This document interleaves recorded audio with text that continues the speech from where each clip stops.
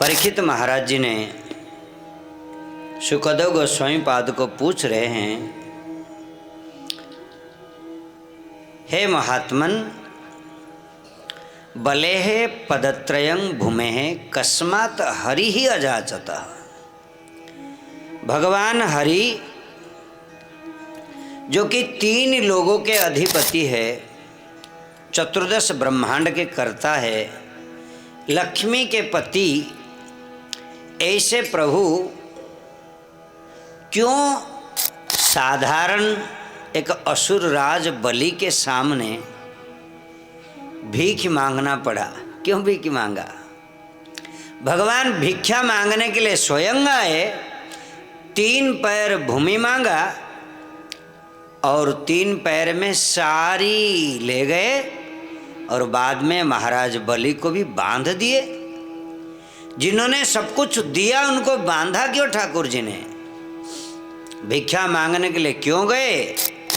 षड ऐश्वर्यपूर्ण सर्व संपद बन हो करके भी क्यों गए और उनको बांध लिए क्यों? इसका पीछे क्या कारण है? ये प्रश्न के जवाब में शुकदेव गोस्वामी पाद पूरा बलि महाराज जी के चरित्र को श्रवण कराया। भगवान अनेक अवतार लिए, लेकिन वामन अवतार में आए थे छलना करने के लिए। कपटता के साथ आए, कपटता के साथ हरण किए, जमीन वगैरह, लेकिन बलि को बांध दिए, लेकिन स्वयं बंधन में भी आ गए। ये 2 असुर ऐसा है जो वामन बलि महाराज और प्रहलाद महाराज, ये दोनों को इंद्र पदवी अपने आप मिल गया, युद्ध करना नहीं पड़ा। शुकदेव गोस्वामी पाद कहते हैं कि एक बार समुद्र मंथन के बाद घोर युद्ध होने लगा देवता और असुरों के बीच में। युद्ध का इतना घमाघोट युद्ध होने लगा। इसी युद्ध में असुरराज बलि को देवराज इंद्र तो पर मार डाले, जीवन चला गया, पड़े रहे ऐसा युद्ध भूमि में। नारद जी बोले असुर लोगों को इसको उठा के ले जाओ, तुम्हारे गुरुदेव शुक्राचार्य के पास ले जाओ। शुक्राचार्य के पास जब ले आए, मृत्यु संजीवनी मंत्र को पाठ करके मंत्र के प्रभाव से पुनः जीवित करा दिए बलि महाराज जी को। तब से शुक्राचार्य के प्रति, भृगुवंशीय ब्राह्मणों के प्रति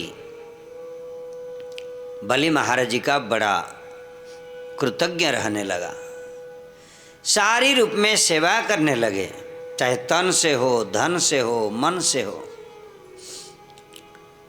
क्योंकि शुक्राचार्य भगवान की विभूति है। ऐसा कि बृहस्पति देवराज गुरु देवगुरु बृहस्पति के पास जो मंत्र नहीं था, मृत्यु संजीवनी मंत्र, वो असुर गुरुदेव शुक्राचार्य के पास था।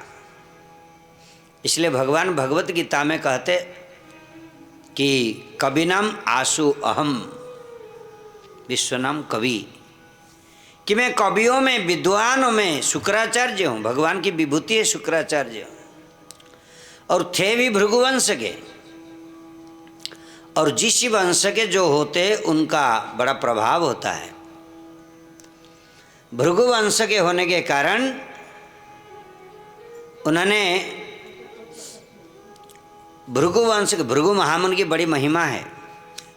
एक बार ऋषि लोगों ने भृगु मुनि को दिए परीक्षा करने के लिए, ब्रह्मा, विष्णु और शिव जी के अंदर कौन सर्वश्रेष्ठ है।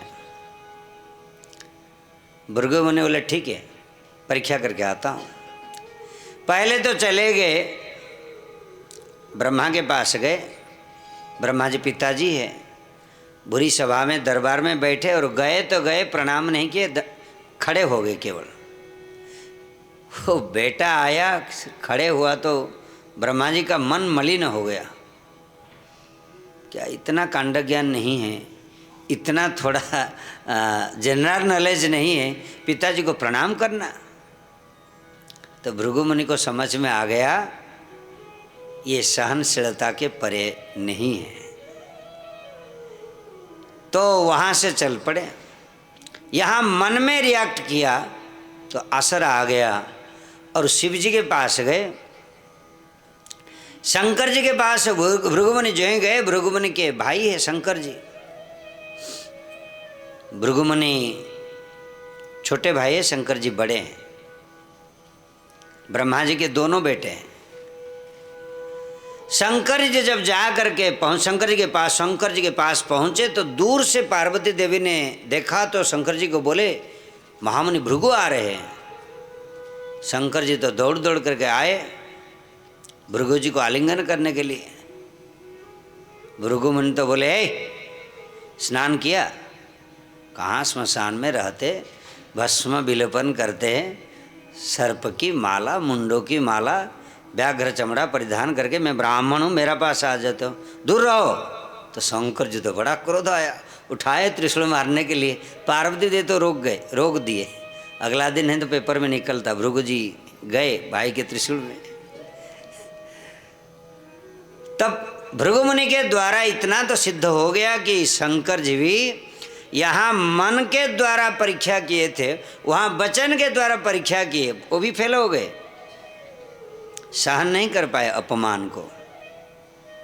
आगे चल पड़े वैकुंठ में। भगवान विष्णु शयन कर रहे, सीधा गए, सीधे जा करके एक लात मारा और छाती के ऊपर। विष्णु तो खड़े हो गए, भृगु मुनि के पैर को पकड़ लिए। महात्मन आपकी चरण बड़ा कोमल है, हमारे हृदय बड़ा कठोर है, मुझे पता नहीं था, सूचना नहीं था, मैं तो द्वार पर जाता स्वागत करता। भृगु मुनि तो सोच करके मारे कि इतना बड़ा संसार बनाया, खुद आके आराम से सो रहे, किसको खाने के लिए मिला नहीं मिला कुछ विचार नहीं, कुछ नहीं। लेकिन इस प्रकार व्यवहार देख करके, विष्णु की सहनशीलता को देख करके वो तो आए मर्त्य धाम में, पूरा प्रकट किए विष्णु ही सर्वश्रेष्ठ है। शिव जी, ब्रह्मा जी, विष्णु जी के बीच में विष्णु का सहनशीलता है, वो सर्वश्रेष्ठ है।